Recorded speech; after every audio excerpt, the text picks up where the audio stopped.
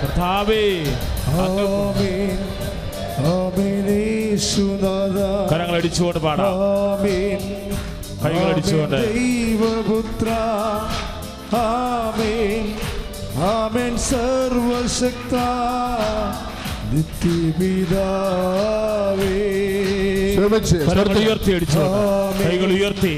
ആമേൻ യേശുനാഥ ആമേൻ ആമേൻ ദൈവപുത്ര ആമേൻ ആമേൻ സർവശക്ത നിത്യപിതാവേ. ആമേൻ ആമേൻ യേശുനാഥ ആമേൻ ആമേൻ ദൈവപുത്ര ആമേൻ ആമേൻ സർവശക്ത നിത്യപിതാവേ. പരിശുദ്ധ പരമ ദിവ്യകാരുണ്യത്തിന് ആരാധനയും സ്തുതിയും പുകഴ്ചയും ഉണ്ടായിരിക്കട്ടെ. ഉടമ്പടിയുടെ മഹാവാഗ്ദാനങ്ങൾ ഒന്നാണ് I will come with you. ഞാൻ നിന്നോടുകൂടെ വരും. നമുക്കറിയാമല്ലോ, നമ്മുടെ എന്താണ് മരിയൻ ഉടമ്പടിയുടെ. മരിയൻ ഉടമ്പടി എന്ന് പറയുമ്പോൾ നമ്മൾ ആരോടാണ് ഉടമ്പടി ചെയ്യണത്? നമ്മൾ ദൈവത്തോടാണ് ഉടമ്പടി ചെയ്യണത്. ആര് വഴി? അമ്മ മാതാവ് മധ്യസ്ഥയല്ലേ ഉടമ്പടിയുടെ. ഉടമ്പടി അമ്മയോടല്ലേ ചെയ്യണത്. ചില അച്ഛന്മാർ വരെ അങ്ങനെ തെറ്റിദ്ധരിച്ചിട്ടുണ്ട്. ഉടമ്പടി അമ്മയോടല്ലേ ചെയ്യണത്.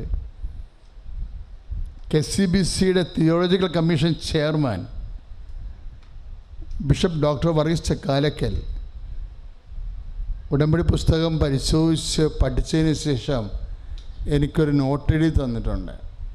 അതിലെന്താ എഴുതിയിരിക്കണമെന്ന് അറിയാവോ? ഉടമ്പടി ദൈവത്തോടുള്ളൊരു പ്രാർത്ഥനയാണ്. ഉടമ്പടി ദൈവ കേന്ദ്രീകൃതമായ പ്രാർത്ഥനയാണ്. ഉടമ്പടി ക്രിസ്തു കേന്ദ്രീകൃതമായ പ്രാർത്ഥനയാണ്. ഉടമ്പടി പരിശുദ്ധാത്മാ കേന്ദ്രീകൃതമായ പ്രാർത്ഥനയാണ്. കൈയടിച്ച് കർത്താൻ കർത്താവേ, ഉടമ്പടി പ്രാർത്ഥനയെ സമർപ്പിക്കുന്നു. അത് ചെയ്തിട്ടുള്ളവരെ സമർപ്പിച്ച് പ്രാർത്ഥിക്കുന്നു. അവർ സമർപ്പിച്ച നിയോഗങ്ങൾ സമർപ്പിക്കുന്നു.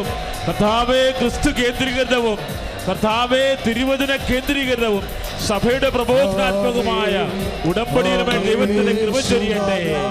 ഹല്ലേലൂയ. ആമേൻ ദൈവപുത്ര കരങ്ങളടിച്ചുകൊണ്ട് ആമേൻ ആമേൻ സർവശക്ത നിത്യപിതാവേ. ആമേൻ ആമേൻ യേശുനാഥ ആമേൻ ആമേൻ ദൈവപുത്ര ആമേൻ ആമേൻ സർവശക്ത നിത്യപിതാവേ. പരിശുദ്ധ പരമ ദിവ്യകാരുണ്യത്തിന് ആരാധനയും സ്തുതിയും പുകഴ്ചയും ഉണ്ടായിരിക്കട്ടെ. നിന്റെ ദേശത്ത് ഞാൻ തേനും പാലും ഒഴുക്കുമെന്ന് ജെറമിയ 11:5 വീണ്ടും വാഗ്ദാനത്തെ ദൈവം പുനഃസ്ഥാപിക്കുമ്പോൾ അല്ലെങ്കിൽ പുനരനുസ്മരിപ്പിക്കുമ്പോൾ അതിനേക്കാൾ ഒരു മഹാവാഗ്ദാനമാണ് I will come with you. ഞാൻ തന്നെ നിങ്ങളുടെ കൂടെ വരും. മോസസിനോട് ഉടമ്പടി ചെയ്തപ്പോൾ ദൈവം പറഞ്ഞതാണ്, ഞാൻ തന്നെ by person I will accompany with you. ഞാൻ തന്നെ നിങ്ങളുടെ കൂടെ വരും. അപ്പം അമ്മയാണ് ഉടമ്പടിയുടെ മധ്യസ്ഥയായതുകൊണ്ട് മരിയൻ ഉടമ്പടിയിൽ എന്താ വരണത്? അമ്മ തന്നെയാണ് ബൈ പേഴ്സൺ വരണത്. അതുകൊണ്ടാണ് ആ ചേച്ചി പറഞ്ഞത്, മാതാവ് നിന്നെ സന്ദർശിക്കും.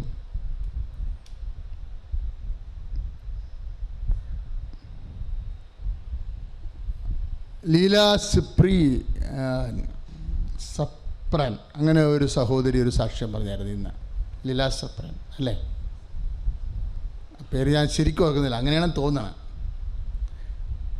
അവരുടെ സാക്ഷ്യം തന്നെ, അവരുടെ സാക്ഷ്യങ്ങൾ ഏറ്റവും വലിയ സാക്ഷ്യം, അവിടെ കയ്യിൽ നിന്ന് പത്രക്കെട്ടുകൾ കാണാണ്ട് പോയി അല്ലേ? അപ്പോൾ അവർക്ക് ഭയങ്കര സങ്കടമായി. അമ്മ മാതാവിൻ്റെ പത്രമല്ലേ കാണാതെ പോയി എന്ന്. അപ്പോൾ അവർ സ്കൂട്ടറിന് അവർ പോയ വഴികളെല്ലാം അന്വേഷിച്ചതിന് ശേഷം തിരിച്ചു വരുമ്പോഴുണ്ട് ഒരു തേക്കിൻ്റെ ചുവട്ടിൽ അമ്മ മാതാവ് പ്രത്യക്ഷപ്പെട്ട്, കൃപാസനത്തിൻ്റെ അമ്മ മാതാവ് പ്രത്യക്ഷപ്പെട്ട് നിൽക്കുന്നു. അവർ നോക്കുമ്പോഴേ ആ ഒരു ഗ്ലാൻസിൽ അമ്മയെ കണ്ടതിന് ശേഷം നോക്കുമ്പോൾ അമ്മയുടെ കാൽച്ചുവട്ടിൽ അവർ നഷ്ടപ്പെട്ടെന്ന് കരുതിയ 2 പത്രക്കെട്ടുകളും അമ്മയുടെ കാൽച്ചുവട്ടിൽ കണ്ടു കിട്ടി.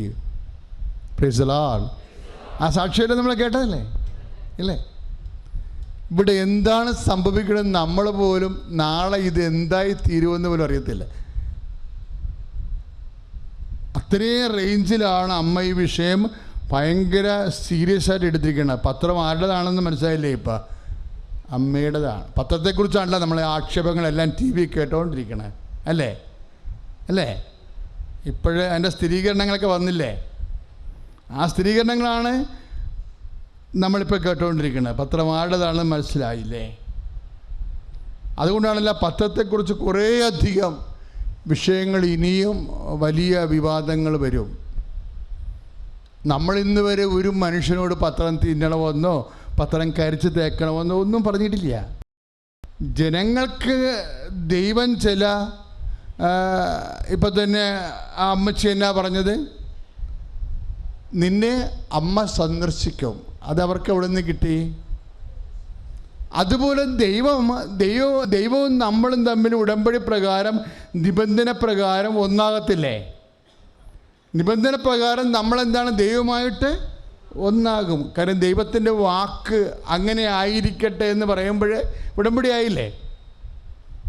ജെറമിയ എന്താ പറയണത്? കർത്താവേ അങ്ങനെ ആയിരിക്കട്ടെ. ജെറമിയയോട് ദൈവം വാഗ്ദാനം ചെയ്യുമ്പോൾ നീ എൻ്റെ നിബന്ധന പാലിക്കണമെന്ന് പറയുമ്പോൾ ജെറമിയ തിരിച്ചെന്നാ പറയണത്?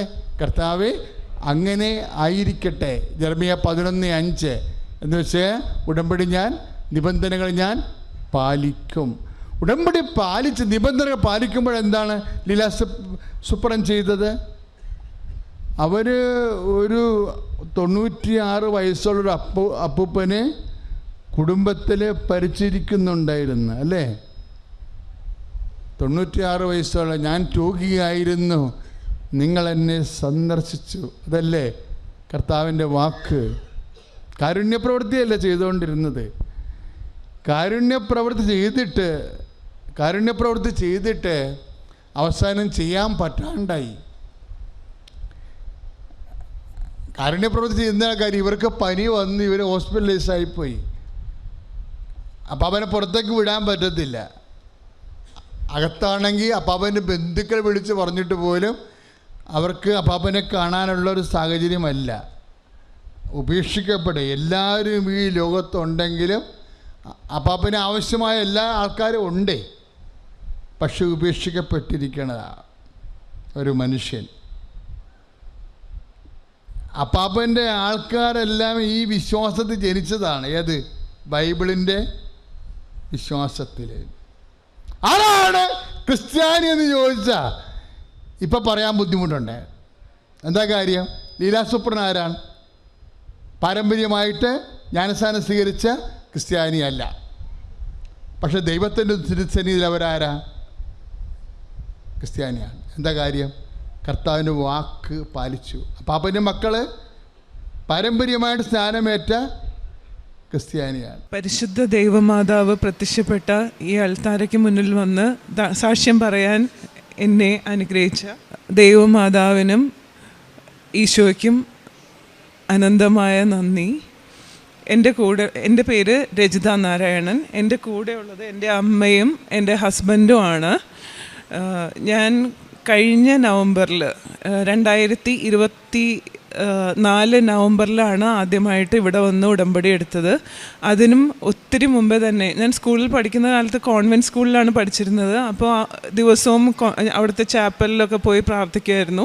അത് കഴിഞ്ഞിട്ട് ഒരു 2003-2004 കാലഘട്ടം മുതൽ തന്നെ കൊന്തയൊക്കെ ജപിക്കുമായിരുന്നു. പക്ഷെ അന്ന് എനിക്ക് ദിവ്യരഹസ്യങ്ങളോ അല്ലെങ്കിൽ വിശ്വാസ പ്രമാണവും ഒന്നും അറിയില്ലായിരുന്നു. എങ്കിലും ഞാൻ കൊന്ത ജപിക്കുമായിരുന്നു. എല്ലാത്തിനും മാതാവിൻ്റെ സഹായവും കൂട്ടും എനിക്കുണ്ടായിരുന്നു. എൻ്റെ യാത്രകളിലും എൻ്റെ ജോലിയിലും ഇൻ്റർവ്യൂസിലും അങ്ങനെ എല്ലാ കാര്യങ്ങളിലും, ജോലിക്കുള്ള ഇൻ്റർവ്യൂസിലും എല്ലാത്തിലും മാതാവിൻ്റെ സഹായം അന്ന് മുതലേ ഉണ്ടായിരുന്നു. അതിനുശേഷം കുറച്ച് ജീവിതാനുഭവങ്ങളിൽ പ്രശ്നങ്ങൾ വന്ന സമയത്ത് എൻ്റെ പ്രാർത്ഥന കുറച്ചൊന്ന് കുറഞ്ഞിരുന്നു. മാതാവിനെ വിട്ടുപോയതല്ല, പക്ഷേ അന്നത്തെ ഒരു സങ്കടം കാരണം അങ്ങനെ പ്രാർത്ഥിക്കാൻ പറ്റാതെ പോയതാണ്. കോവിഡ് സമയമൊക്കെ കഴിഞ്ഞതിന് ശേഷം ഒരിക്കൽ എനിക്ക് മാതാവിൻ്റെ കൃപാസനം മാതാവിൻ്റെ പേപ്പർ ലഭിച്ചു. ആ പത്രം ഞാൻ വീട്ടിലേക്ക്, അത് ഞാൻ ദിവസം ഓഫീസിൽ പോയിട്ട് വന്നിറങ്ങുന്ന ഒരു കപ്പേളയുണ്ട്, കപ്പേളയുടെ സ്റ്റോപ്പാണ്. അവിടെ വന്ന് ഇറങ്ങി കഴിയുമ്പോൾ കപ്പേളയിൽ നിന്ന് പത്രം ലഭിക്കും. ആ പത്രം ഞാൻ എടുത്തുകൊണ്ട് വന്ന് വീട്ടിൽ വന്ന് പ്രാർത്ഥിച്ചു. പിന്നെ അത് കഴിഞ്ഞിട്ട് അത് ഭദ്രമായിട്ട് സൂക്ഷിച്ചു വെച്ചു. അപ്പോഴും ഇങ്ങനെ കൃപാസനത്തിനെ കുറിച്ച് അങ്ങനെ വലിയ കാര്യമായിട്ടൊന്നും അറിയില്ല. ഇവിടെ എങ്ങനെയാണ് അതിൻ്റെ ഉടമ്പടിയെ, ആർക്കൊക്കെ ഉടമ്പടി എടുക്കാം, അതിന് ചിട്ടകൾ എന്തൊക്കെയാണ്, ആ വക കാര്യങ്ങളെക്കുറിച്ച് അത്ര ധാരണ ഉണ്ടായിരുന്നില്ല. പിന്നീട് നമ്മൾ മൊബൈലൊക്കെ നോക്കുമ്പം മാതാവിൻ്റെ കുറച്ച് സാക്ഷ്യങ്ങൾ, അതുപോലെ അച്ഛൻ്റെ പ്രസംഗങ്ങളൊക്കെ വന്നിരുന്നു. അപ്പോൾ അത് ഞാനും എൻ്റെ അമ്മയും കാണുമായിരുന്നു ഇടയ്ക്കിടയ്ക്ക്. അപ്പോൾ അങ്ങനെ കണ്ട് ആ പ്രാർത്ഥന നമ്മൾ ഫോളോ ചെയ്തു പോന്നു. ഇപ്പോൾ 2024 നവംബറിൽ ഉടമ്പടി എടുത്തെങ്കിലും അതിന് ഒരു വർഷം മുമ്പേ മുതലേ ഇവിടുത്തെ പ്രാർത്ഥനകളെല്ലാം നമ്മൾ ഫോളോ ചെയ്തു പോന്നു. പ്രഭാത പ്രാർത്ഥന പ്രാർത്ഥിക്കുമായിരുന്നു. ഉടമ്പടി പ്രാർത്ഥന മാത്രം ഈവനിങ് പ്രാർത്ഥിക്കാറില്ല. കാരണം എന്താണെന്ന് വെച്ചാൽ ഞാൻ ഇവിടെ വന്ന് ഉടമ്പടി എടുത്തിട്ടില്ല, പക്ഷേ ആശയപരമായ ഉടമ്പടി എന്നൊരിക്കൽ അച്ഛൻ പറഞ്ഞിരുന്നു. അപ്പോൾ അതേപോലെ ഞാൻ ഫോളോ ചെയ്ത് പോന്നിരുന്നു. ഇവിടെ എല്ലാം പറ്റുമ്പോഴൊക്കെ എല്ലാ മാസവും വന്ന് പത്രം വാങ്ങി എല്ലാവർക്കും കൊടുക്കുകയോ അങ്ങനെയൊക്കെ ചെയ്യുമായിരുന്നു. അതിനുശേഷം 2024 നവംബർ ആയപ്പോൾ എൻ്റെ ഒരു റിലേറ്റീവിന് ഒരു ഉടമ്പടി എടുക്കേണ്ട പോലത്തെ ഒരു സാഹചര്യം അവരുടെ ലൈഫിൽ വന്നു. അപ്പം അങ്ങനെ വന്ന സമയത്ത് ഞാൻ തന്നെ ചോദിച്ചു, ഉടമ്പടി എടുക്കണോ എന്ന് ചോദിച്ചു കഴിഞ്ഞപ്പോൾ പറഞ്ഞു വേണം എന്ന് പറഞ്ഞു. അപ്പോൾ പറഞ്ഞു ഞാൻ എന്നാൽ കൂട്ടുവരാം എന്ന് പറഞ്ഞു. അങ്ങനെ കൂട്ടുവരാൻ തീരുമാനിച്ച ഞാൻ വീട്ടിൽ അനുവാദം ചോദിച്ചു, ഞാനും കൂടി ഉടമ്പടി എടുത്തോട്ടെ എന്ന് ചോദിച്ചപ്പോൾ വീട്ടിൽ സമ്മതിച്ചു. അങ്ങനെ വന്നിട്ടാണ് ഞാൻ ഉടമ്പടി എടുത്തത്. അതിനുശേഷം നടന്ന കുറേ കാര്യങ്ങൾ എനിക്ക് മാതാവിൻ്റെ അനുഗ്രഹങ്ങൾ ലഭിച്ചിട്ടുണ്ട്. അപ്പോൾ അതിൽ ഉടമ്പടിയിൽ വെച്ച നിയോഗങ്ങളെക്കാളും കൂടുതൽ എനിക്ക് ഉടമ്പടിയിൽ വയ്ക്കാത്ത കാര്യങ്ങൾക്കാണ് എനിക്ക് മാതാവിൻ്റെ അനുഗ്രഹം ഉണ്ടായിരിക്കുന്നത്. അതിൽ ഒരു കാര്യം, ഉടമ്പടിയിൽ വെച്ചൊരു കാര്യത്തിൽ എനിക്ക് അനുഗ്രഹം കിട്ടിയത് ഞാൻ ആദ്യം തുടങ്ങാം. അതിലൊരു കാര്യം എന്ന് പറയുന്നത് എൻ്റെ ഹസ്ബൻഡിൻ്റെ ജോലി സംബന്ധമായ കാര്യമാണ്. അദ്ദേഹത്തിൻ്റെ സാലറി, അദ്ദേഹം ട്രിവാൻഡ്രത്തായിരുന്നു ജോലി ചെയ്തുകൊണ്ടിരുന്നത് ആദ്യം. അതിനുശേഷം എയർലൈൻ ഫീൽഡിലായിരുന്നു.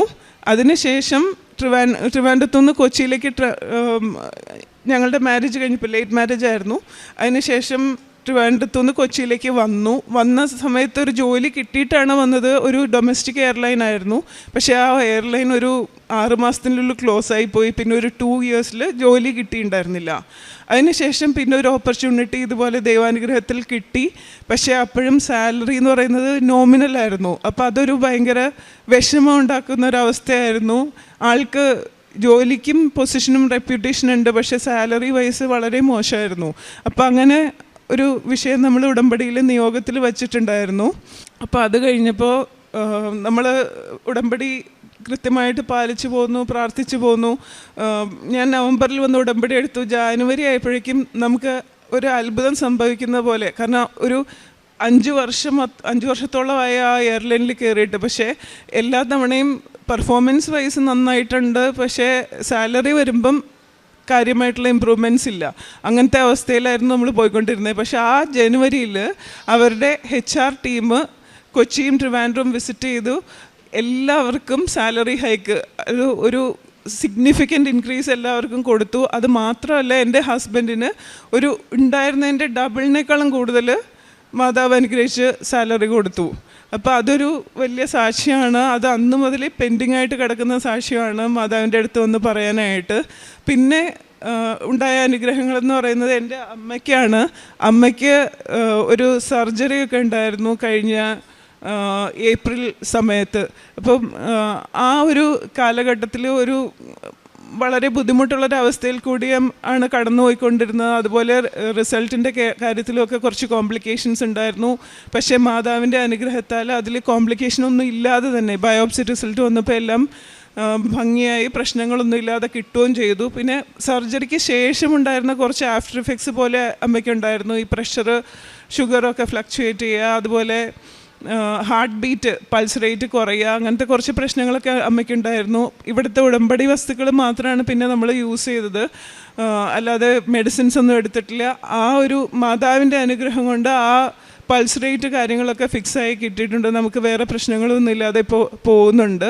അതുപോലെ സർജറിക്ക് ശേഷം അമ്മയുടെ മുഖത്തിന് ഇങ്ങനെ നീര് വന്നിട്ടുണ്ടായിരുന്നു. നീര് ഇടയ്ക്കിടയ്ക്ക് വരുന്നു, ഒരു 2-3 വട്ടം നീര് വന്നായിരുന്നു. അപ്പോൾ നമുക്കത് എന്താണ് അറിയാത്തൊരവസ്ഥ ഉണ്ടായിരുന്നു.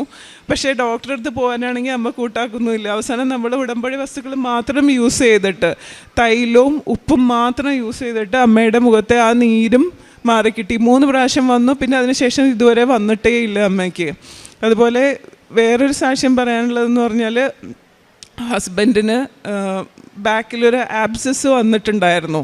അപ്പോൾ അതിലും ഈ പറഞ്ഞ പോലെ ഒരു ഇൻസിഷൻ വേണം, സർജിക്കൽ പ്രൊസീജിയർ വേണം എന്നൊക്കെ ഡോക്ടർ പറഞ്ഞൊരു കേസായിരുന്നു. പക്ഷേ അത് വേണ്ടി വന്നില്ല. അത് മാത്രമല്ല, പിന്നീട് ഒരിക്കൽ അത് തന്നെത്താനെ അത് പൊട്ടിപ്പോയി. ഇപ്പം അത് ഒന്ന് ഹീലായിക്കൊണ്ടിരിക്കുന്ന, ആ മുറിവ് ഹീലായിക്കൊണ്ടിരിക്കുന്ന ഒരവസ്ഥയിൽ പോയിക്കൊണ്ടിരിക്കുകയാണ്. അതും മാതാവിൻ്റെ നേർച്ച വസ്തുക്കളുടെ ഒരു ഉപയോഗം, അതിൻ്റെ അനുഗ്രഹമാണ് നമുക്ക് കിട്ടിയത്.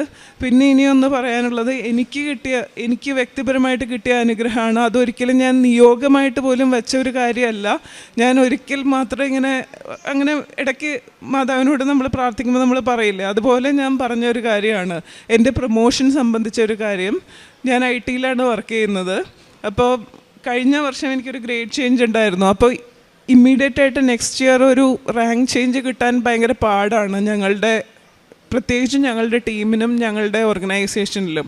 അപ്പോൾ അങ്ങനെയുള്ളൊരവസ്ഥയിൽ പക്ഷേ എൻ്റെ കൂടെ തന്നെയുണ്ട് ഒരു സെയിം ഗ്രേഡിൽ 5 വർഷമൊക്കെ ആയിട്ട് ചേഞ്ചൊന്നും ഇല്ലാതെ നിൽക്കുന്നവരുമുണ്ട്. അപ്പോൾ അവരൊന്നും കേപ്പബിൾ അല്ലാഞ്ഞിട്ടല്ല, അവർക്ക് കിട്ടുന്നില്ല. അത് അത്ര ഭയങ്കര ഡിഫിക്കൽട്ടാണ് അത് കിട്ടാനായിട്ട്. അപ്പോൾ അങ്ങനെ ഒരു സിറ്റുവേഷനാണ്. പക്ഷേ ഞാനിങ്ങനെ ഒരിക്കൽ എൻ്റെ മേശപ്പുറത്ത് തന്നെ മാതാവ് ഇരിക്കുന്നുണ്ട്. ഒരു ചെറിയ മാതാവിൻ്റെ രൂപം ഞാൻ വച്ചിട്ടുണ്ട്. ഞാൻ വർക്ക് ഫ്രം ഹോം ചെയ്യുന്ന മേശപ്പുറത്ത് മാതാവ് ഇരിക്കുന്നുണ്ട്. അപ്പോൾ ഞാനൊരു ദിവസം ഇങ്ങനെ പറഞ്ഞു, മാതാവിന് ആഗ്രഹം ഉണ്ടെങ്കിൽ മാതാവ് വിചാരിച്ചാൽ എനിക്കത് കിട്ടും എന്ന് ഞാനിങ്ങനെ പറഞ്ഞു. പക്ഷേ കുറേ ദിവസം കഴിഞ്ഞപ്പോൾ എൻ്റെ റിപ്പോർട്ടിംഗ് മാനേജർ വന്നിട്ട് പറഞ്ഞു, എന്നെ പ്രൊമോഷൻ ഈ തവണ കൺസിഡർ ചെയ്തിട്ടുണ്ടെന്ന് പറഞ്ഞു. എന്നെ സംബന്ധിച്ചിടത്തോളം അത് സർപ്രൈസായിരുന്നു. അത് മാതാവ് എനിക്ക് തന്ന അനുഗ്രഹമാണ്. അതുപോലെ ഒരുപാട് അനുഗ്രഹങ്ങൾ എനിക്ക് ഈ സമയത്തിനുള്ളിൽ മാതാവിൻ്റെ അടുത്ത് നിന്ന് കിട്ടിയിട്ടുണ്ട്. അതിനെല്ലാം മാതാവിനോടും ഈശോയോടും ഒരുപാട് നന്ദി പറയുന്നു. പിന്നെ ഞാൻ ചെയ്യുന്ന പ്രവൃത്തികൾ എന്തൊക്കെയായിരുന്നു എന്ന് വെച്ചാൽ, കാരുണ്യ പ്രവൃത്തിയായിട്ട് ചെയ്തുകൊണ്ടിരുന്നത്, ഇവിടെ വരുന്നതിന് മുമ്പ് തന്നെ അമ്മ എന്നോട് ജോലി കിട്ടിയ കാലം മുതലേ പറയുമായിരുന്നു, നമുക്ക് കിട്ടുന്ന ശമ്പളം കൊണ്ട് നമ്മൾ മാത്രം ജീവിച്ചാൽ പോരെ, നമ്മളെക്കാളും ബുദ്ധിമുട്ട് അനുഭവിക്കുന്ന ആൾക്കാരുണ്ട്, അവർക്ക് എന്തെങ്കിലുമൊക്കെ ചെയ്യാൻ പറ്റുമെങ്കിൽ നീ ചെയ്യണം എന്ന് പറയുമായിരുന്നു. അത് ഫോളോ ചെയ്തിട്ട് ഓണം, ക്രിസ്മസ് അങ്ങനെയുള്ള ഒക്കേഷൻസിൽ ഞാൻ എന്തെങ്കിലും ചെയ്യുമായിരുന്നു. പക്ഷേ ഇവിടെ വന്ന് തുടങ്ങിയത് പിന്നെ എനിക്ക് മാതാവ് ആ ഒരു സമയമാകുമ്പോഴേക്കും കറക്റ്റായിട്ട് എനിക്കൊരാളെ ആളെങ്കിൽ അല്ലെങ്കിൽ ഏതെങ്കിലും ഓർഗനൈസേഷൻ എനിക്ക് കാണിച്ചു തരും, ആർക്കെങ്കിലും എന്തെങ്കിലും സഹായം കൊടുക്കാനും അങ്ങനെയുള്ള കാര്യങ്ങൾക്കൊക്കെ ആയിട്ട്. അതുപോലെ ഇപ്പോൾ ആരെങ്കിലും രോഗികളോ അങ്ങനെയുള്ള കാര്യങ്ങളൊക്കെ വരുമ്പോൾ ഞാൻ അവരെ സഹായിക്കാറുണ്ട്. അതുപോലെ ഇതിന് മുമ്പൊക്കെ എന്ന് പറഞ്ഞാൽ ഇടയ്ക്ക് മാർക്കറ്റിൽ ആ ഭാഗത്തൊക്കെ പോയിട്ട് ഞാനും ഹസ്ബൻഡും ഫുഡും അങ്ങനെയുള്ള കാര്യങ്ങളൊക്കെ കൊടുക്കുമായിരുന്നു ആവശ്യമുള്ളവർക്കൊക്കെ. അപ്പോൾ അതുപോലെ ഇടയ്ക്ക് വല്ലപ്പോഴും നമ്മളുടെ അടുത്തുള്ള ചില എന്താ പറയുക പ്രായമായ ആളുകൾ സ്റ്റേ ചെയ്യുന്ന സ്ഥലങ്ങളൊക്കെ ഇല്ലേ, നമ്മളവിടെ പോയി അവരെ സന്ദർശിക്കും, അങ്ങനെയുള്ള കാര്യങ്ങളൊക്കെ നമ്മൾ ചെയ്യാറുണ്ട്. അപ്പോൾ എൻ്റെ ഇന്ന് എന്താ പറയുക, എനിക്ക് ചെയ്യാൻ പറ്റാത്തൊരു കാര്യം ഒരു വീക്ക് എനിക്ക് ചെയ്യാൻ പറ്റിയില്ല, അല്ലെങ്കിൽ ഒരു മാസം എനിക്ക് ചെയ്യാൻ പറ്റിയില്ലല്ലോ എന്ന് ഞാൻ വിഷമിച്ചിരിക്കുന്ന സമയങ്ങളിൽ മാതാവ് എനിക്ക് കറക്റ്റായിട്ട് ആളെ മുന്നിൽ കൊണ്ട് തരാറുണ്ട്. പിന്നെ പ്രാർത്ഥനാ ജീവിതം എന്ന് പറഞ്ഞാൽ രാവിലെ അച്ഛൻ്റെ അനുദിന അനുഗ്രഹ പ്രാർത്ഥന കൃത്യമായിട്ട് കൂടാറുണ്ട്. പിന്നെ ബൈബിള് വായിക്കാറുണ്ട്. ബൈബിൾ വായനയിലായിരുന്നു ഞാൻ ഇത്തിരി പുറമോട്ടുണ്ടായിരുന്നത്, പക്ഷേ ഇപ്പോൾ രാവിലെയും വൈകിട്ടും ഞാൻ ബൈബിള് വായിക്കാറുണ്ട്.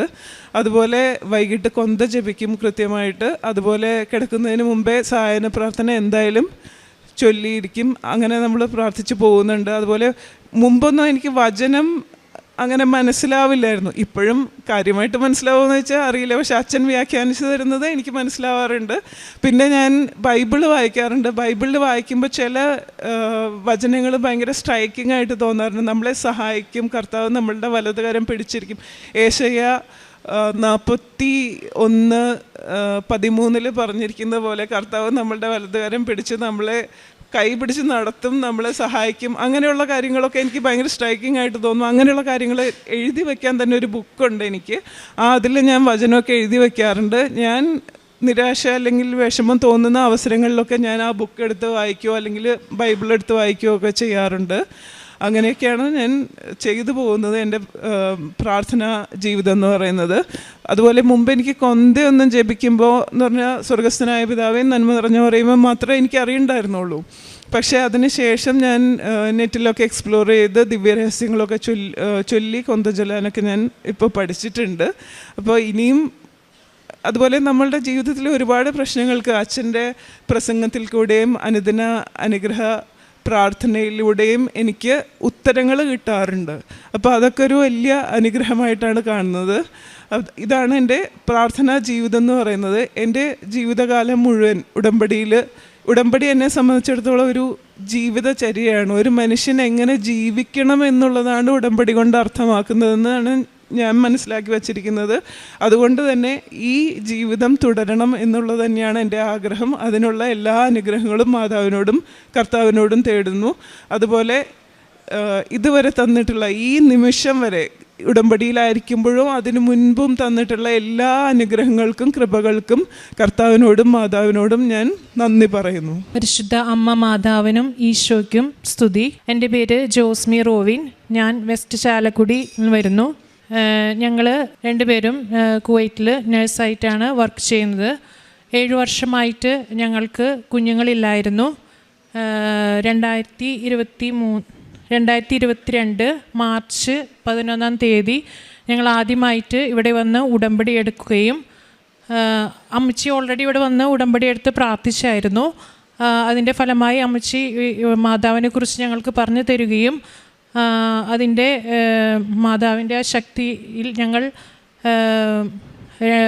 ആദ്യമായിട്ട് 2022 മാർച്ച് 11 ഇവിടെ വന്ന് ഉടമ്പടി എടുക്കുകയും പ്രാർത്ഥിക്കുകയും ചെയ്തായിരുന്നു. അതിനുശേഷം ഞങ്ങൾക്ക് അത്ഭുതമായ സാക്ഷ്യം എന്ന് പറയാനായിട്ട് ഒന്നും കിട്ടിയായിരുന്നില്ല. അതിനുശേഷം ഞങ്ങൾ അടുത്ത പ്രാവശ്യം ലീവിന് വന്നപ്പോൾ 2023 സെപ്റ്റംബർ 6 ഞാൻ ഉടമ്പടി പുതുക്കുകയും എൻ്റെ ഹസ്ബൻഡ് റോവിൻ ആള് പുതിയതായിട്ട് ഉടമ്പടി എടുക്കുകയും ചെയ്തു. അങ്ങനെ അന്ന് ഞങ്ങൾക്ക് അച്ഛനെ കാണാൻ അവസരം ലഭിക്കുകയും ഈ അൾത്താരയുടെ മുന്നിൽ നിന്ന് അച്ഛൻ ഞങ്ങളുടെ തലയിൽ കൈകൾ വെച്ച് പ്രാർത്ഥിക്കുകയും സൈത്ത് പൂശുകയും ചെയ്തു.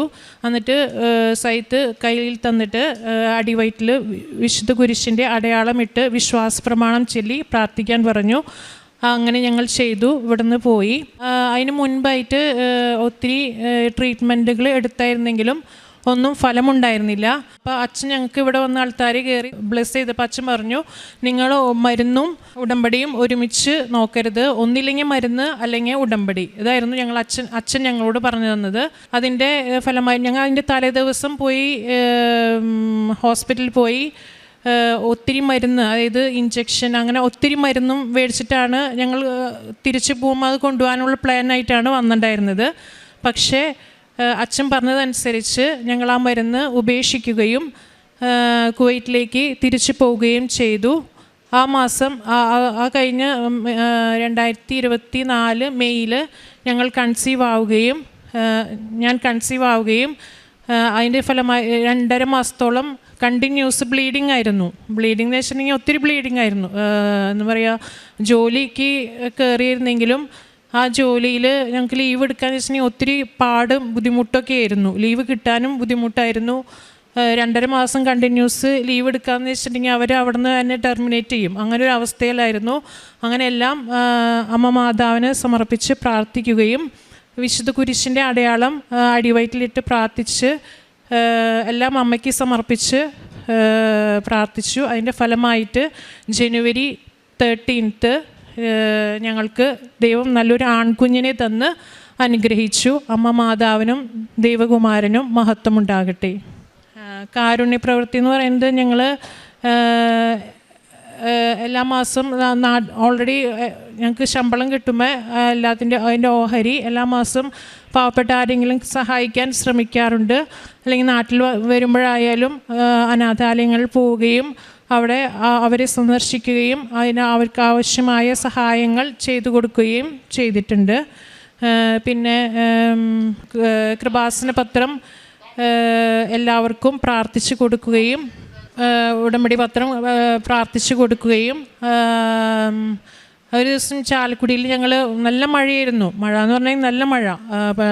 ഉടമ്പടി പത്രം കൊണ്ട് ഞങ്ങൾ പോയി. ഞാൻ ഹസ്ബൻഡ് റൈറ്റ് സൈഡിക്കും ലെഫ്റ്റ് സൈഡിക്കും. പക്ഷേ പത്രം നമ്മൾ പ്രേക്ഷിത പത്രം കൊടുക്കുകയാണെങ്കിലും അവർ പറയും ഞങ്ങൾക്ക് വേണ്ട, അത് ഞങ്ങളുടെ കയ്യിലുണ്ട് എന്ന് കുറേ പേര്. അതുപോലെ ഞങ്ങൾ ചാലക്കുടി താലൂക്ക് ഹോസ്പിറ്റലിൽ പോവുകയും അവിടെ ഞങ്ങളെ കയറ്റിയില്ല.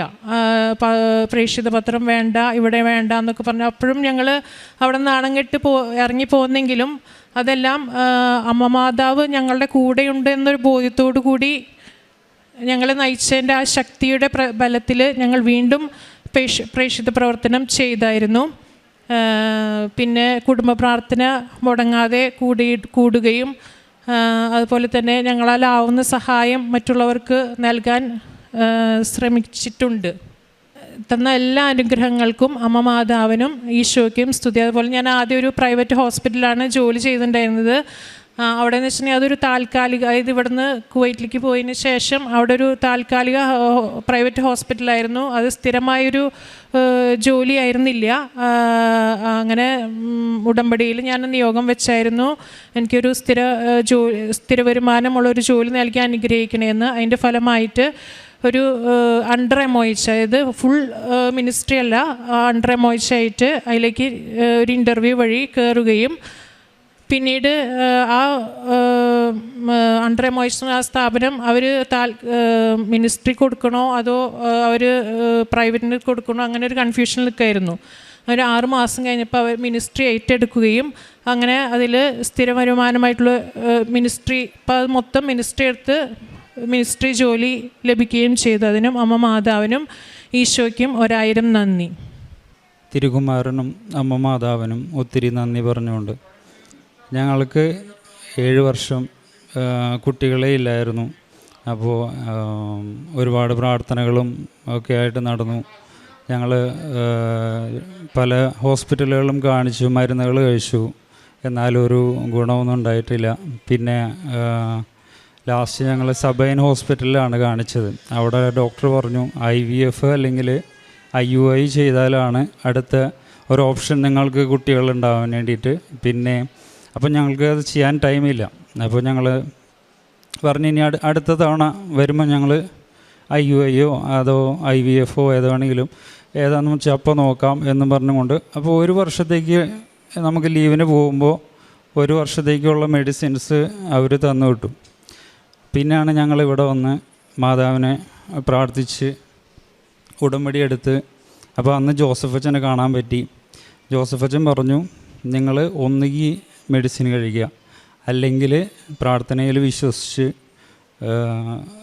നിങ്ങളുടെ ഉടമ്പടി ജീവിതത്തിൽ മുന്നോട്ട് പോവുക, ധൈര്യമായിട്ട് മുന്നോട്ട് പോകാൻ പറഞ്ഞു. ഗർഭപാത്രം ഉണ്ടെങ്കിൽ നിങ്ങൾക്ക് ഉറപ്പായിട്ടും കുഞ്ഞിന് കിട്ടും. ഇങ്ങനെയാണ് അച്ഛൻ പറഞ്ഞത്. അച്ഛൻ അന്ന് ഒരു കാശ് രൂപം തന്നു. അത് വയറ്റിൽ സൈത്ത് കുറ്റി പ്രാർത്ഥിക്കാനും പറഞ്ഞിരുന്നു. അത് ആ കാശ് രൂപം പില്ലോടെ അടിയിൽ വെച്ചിട്ട് കിടന്നുറങ്ങാൻ, പിന്നെ ഡെയിലി പ്രാർത്ഥനകൾ ചൊല്ലാനൊക്കെ പറഞ്ഞിരുന്നു. ഞങ്ങളെല്ലാം അതുപോലെ തന്നെ നിർവഹിച്ചു. ഉടമ്പടി ഓൺലൈനായിട്ട് പുതുക്കുകയും എല്ലാം ചെയ്തു പോന്നു. ദൈവകൃപയാൽ അതിൻ്റെ പിന്നത്തെ വർഷം തന്നെ യാതൊരുവിധ ട്രീറ്റ്മെൻറ്റും കൂടാതെ എല്ലാ മെഡിസിനുകളും ഞങ്ങൾ ഇവിടെ ഫ്രിഡ്ജിൽ വെച്ചിട്ടാണ് പോയത്. കാരണം അച്ഛൻ പറഞ്ഞിരുന്നു മെഡിസിൻ ഒന്നുകിൽ മെഡിസിൻ അല്ലെങ്കിൽ പ്രാർത്ഥന. ഞങ്ങൾ പ്രാർത്ഥനയുടെ മാർഗം തിരഞ്ഞെടുത്തു. ദൈവം ഞങ്ങൾക്ക് നല്ലൊരു ആൺകുഞ്ഞിനെ തന്ന് അനുഗ്രഹിച്ചു. കുഞ്ഞിൻ്റെ പേര് ലൂക്ക ഐസക്ക്. ദൈവമാതാവിനെ സ്തുതി. പരിശുദ്ധ അമ്മയ്ക്കും ദൈവകുമാരനും 1000 നന്ദി. ഞാനിവിടെ ഉടമ്പടി എടുത്തത് 2019 ഡിസംബർ 20 ഞാൻ ഉടമ്പടി എടുത്ത് ഈ മക്കൾക്ക് വേണ്ടിയും കുടുംബത്തിന് വേണ്ടിയും പരിശുദ്ധ അമ്മയോട് പലപ്പോഴും പ്രാർത്ഥിച്ചിട്ടുണ്ട്. പരിശുദ്ധ അമ്മ നമുക്ക് എൻ്റെ കുടുംബത്തിന് വലിയ അനുഗ്രഹങ്ങൾ തന്നു. ഈ 2 മക്കളിൽ ഒരാൾക്ക് 2 മക്കളെ തന്നു. ഒരു മകന് കുഞ്ഞുണ്ടായില്ല. അപ്പം ഞങ്ങൾ ദൈവത്തിൻ്റെ അടുത്തും മാതാവിൻ്റെ അടുത്തും ഇഷ്ടംപോലെ പ്രാർത്ഥിച്ചു. ഒരു കുഞ്ഞിനെ തന്നാൽ ഇവിടെ നിന്ന് സാക്ഷ്യം പറയാമെന്ന് പറഞ്ഞിരുന്നു. അങ്ങനെ അമ്മ ഞങ്ങൾക്കൊരു കുഞ്ഞിനെ തന്ന് അനുഗ്രഹിച്ചു. പരിശുദ്ധമ്മയ്ക്കും ദൈവമാതാവിനും 1000 നന്ദി. യേശുവെ നന്ദി, യേശുവെ സ്തുതി, യേശുവെ സ്തോത്രം.